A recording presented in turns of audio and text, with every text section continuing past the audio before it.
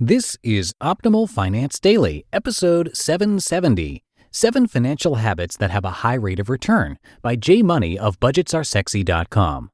And welcome back to Optimal Finance Daily. I am your host and narrator. My name is Dan, and I hope you're having a great week. Hope you've enjoyed our content so far this week. And if you've got any topic requests, we always like to hear them. Come share your ideas at oldpodcast.com. That is oldpodcast.com. And since it is Friday, I'm going to keep this intro nice and short for you. So let's get right to our post from J Money and start optimizing your life.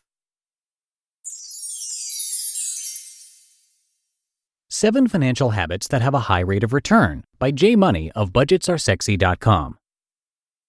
Remember the other week when I posted that tweet about the 7 habits that have a high rate of return in life, where I rocked almost all of them except for the exercising 3 times a week one, where I appropriately scored an F-?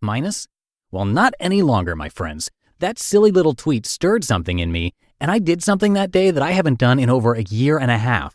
I went running, and then I did it again and again and again all throughout the last 3 weeks. It's way too early to call it a habit yet, or even label me as a runner for that matter, but wow, does it feel good finally doing something about it for once. I even discovered a trail down the street full of creeks and boulders and these cute little waterfalls. Now, my runs weren't Forrest Gump impressive or anything. The first one lasted 3 minutes, and we're now up to the 20-ish mark. But hey, I started. And more important than that, I haven't given up. Which brings me to the point of all this humble bragging. Sometimes you have to hear things over and over again until it finally moves you to take action. So with that in mind, I'm going to give you those 7 habits again in the hopes that they spark something inside of you too. The 7 habits that have a high rate of return in life via James Clear. I swear I'm not obsessed with him. Or am I? Here they are. Sleep 8+ hours each day. Lift weights 3 times a week. I substituted this for exercising 3 times a week. Go for a walk each day. Save at least 10% of your income. Read every day. Drink more water and less of everything else.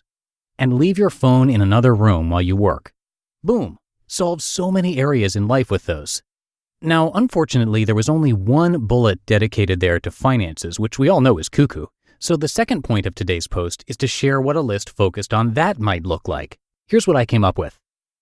The 7 financial habits that have a high rate of return in life. Number 1, tracking your money every month. Whether you budget or prefer tracking your net worth, you have to know where your money's going if you want to improve. And getting into the habit of doing this monthly can have a profound effect on not only your wealth, but your mindset as well. It's amazing what a little paying attention can do over time. Number 2, grabbing those free 401k matches. It still blows my mind that people leave thousands of dollars on the table every year just because they don't think they can live without the 2% or 3% siphoned from their paychecks. Even if you put money in your 401k and then cashed it out after getting the matches and were hit with all those penalties, you'd still come out ahead versus not participating at all. Not that I'd ever recommend that, of course, but financially speaking, it just doesn't make sense to not take advantage of this perk. Jack up your contributions at least to what your company is matching, and even if you never do a thing again with it, at least you're doubling or coming close to it, depending on the plan, your contributions. And it's pre-tax, so you'll feel it even less, if at all. Number 3, paying off your credit cards in full. I don't care if you put $10,000 on there or $1 on there. If you can pay it off every single month, you'll be a financial rock star and people will swoon all over you. Bonus points if you can hack the system too and score mad credit card rewards along the way. But don't you dare dance with the devil if you don't trust yourself. Better to be debt-free with no rewards than debt-full with them. Number 4, automating your savings and investments. I won't try to put a percentage here as we're all in different stages with this stuff, but obviously the more you can manage to stash away, the better. And more important than that is getting into the habit of increasing it over time so that snowball keeps compounding as it rolls, all the while keeping that wretched lifestyle inflation at bay. Number 5, setting aside fun money. I know this sounds like the opposite of what I just said, but unfortunately we have these things called emotions as humans, and the last thing you want to do in your financial journey is burn out. If you can set aside X amount of money to blow every month, it'll not only help keep you sane throughout the years, but it'll also make this stuff more fun because who just wants to hoard it all the time and never be able to touch it? You have to have a release valve with this stuff, and so as long as you're keeping it within reason, you're not going to get arrested by the money police. Enjoy your spoils a little.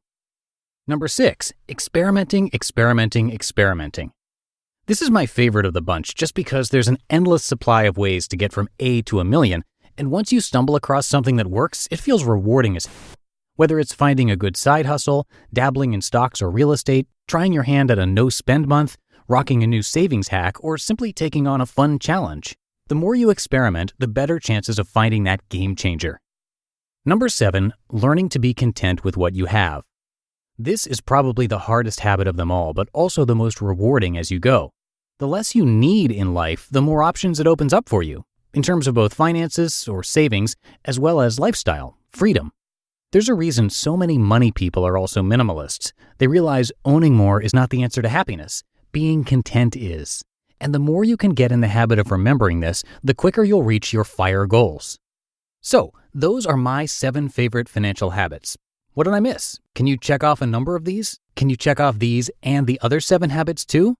You'd be a rare breed if so, but a rare breed I'd very much enjoy being friends with. Perhaps we could even be running buddies, if that's a thing. Rundies? Till next time. You just listened to the post titled 7 Financial Habits That Have a High Rate of Return by Jay Money of budgetsaresexy.com.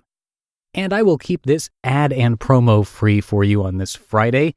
That is 770 episodes of Optimal Finance Daily in the books. As always, thank you so much for your support and for listening and subscribing. And I'll be back with you next week with more posts.